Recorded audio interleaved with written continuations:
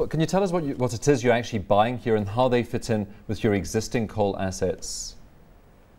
Hi. Yeah, well, where it fits in very nicely is that in the map, it's geographically in the same area, and there's a lot of properties that are now contiguous to each other. So you're adding both optionality and flexibility and scale to what to your plans over the next 20 years. Does this go for Chadupi as well as some of those exploration assets you're also taking on? Yeah, particularly the exploration assets. If you look at them, they are actually contiguous to some of our existing assets, and they're both. The information we have at this stage is that they have both coking and thermal coal properties in there. So there's, as I said, it's going to certainly increase the optionality and scale of the options that we have going forward. And I presume we're also looking at synergies and economies of scale now that you're going to have this much larger asset. Absolutely. That immediately translates into potential synergies and that type of thing. And particularly if we, more than likely, we're likely to get into some partnerships as well, whether it's for empowerment reasons, or for even just because of the scale of the operations. I think there's no doubt that having a strategic partner here might be a good thing for us. Well, you do say in the release today that you're going to be using this deal to build on your empowerment credentials. Have you given thought to that at this stage? Yeah, but it's at a very early stage from a detail point of view. But certainly conceptually, we will be definitely doing some further empowerment at this level. John, how's the deal going to be funded? As you see, the timing of it, it's divided into two sections. The 30 million is full 2 years away, depending on events. The first bit is going to be either a combination of our existing cash or a facility, or even going to the market, which is unlikely at this stage. Mm-hmm. Now, you say in the release today that this makes you the dominant landholder in the Soutpansberg Basin. Tell us about the Soutpansberg Basin, why it's so strategic.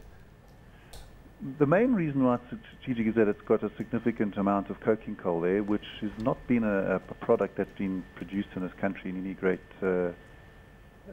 volume.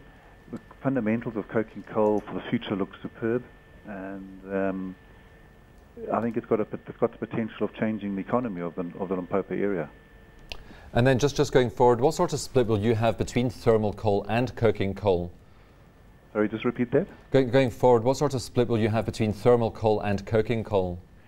Well, it's difficult to say from an asset. I mean, the Chadupi asset is predominantly thermal, but some of the other assets that are contiguous to our assets look as if they're probably 50-50 coking and thermal. So it all depends on which blocks we're looking at, but the Makada area is predominantly coking. So we've got a mix of all three types of assets at the moment. And markets for those coal, will you be focusing on the domestic market? Will you be exporting? Coking coal, the Makada project is going to focus first on replacing imports. And this country imports coking coal at this stage, so that would replace the import coal. And then for the first 2 or 3 million tons that we produce, and after that it'll be exports. And certainly, as I said, the hard coking coal markets and fundamentals on the export market looks very sound. And of course, your operations are quite well situated for Maputo, to use that port, aren't they? Yes, and I mean, clearly that's going to be one of the main challenges, and certainly coal is involved intimately already with all the stakeholders to make that happen, but that clearly is going to be a hurdle to be crossed before any of this is brought to reality. You say one of the main challenges are the capacity restraints at the Maputo port for you at this stage.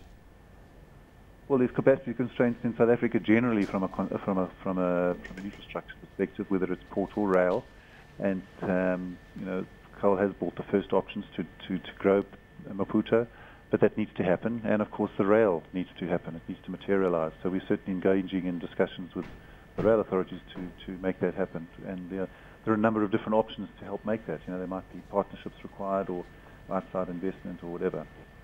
Well, you mentioned in today's release there's also potential, or strong potential rather, for the development of an independent power producer in the area where the mines are situated. So would you expect to pick up quite a lot of domestic demand as well there? Yeah, look, I mean, obviously that's because of the scale of the resource, but that needs to, that's another bigger picture. Independent power producers has gone hot and cold, has blown hot and cold in South Africa over the last 5 to 10 years. It needs to be accepted as as one of the ways forward. And then certainly because of the scale of the supply, potential supply in this area, it could easily become a major area for development.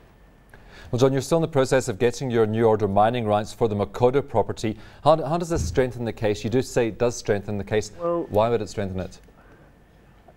Again, it's because of the scale and the flexibility and the optionality. I think it just strengthens the fact that coal, with its partners, will be able to bring this to fruition and make things happen.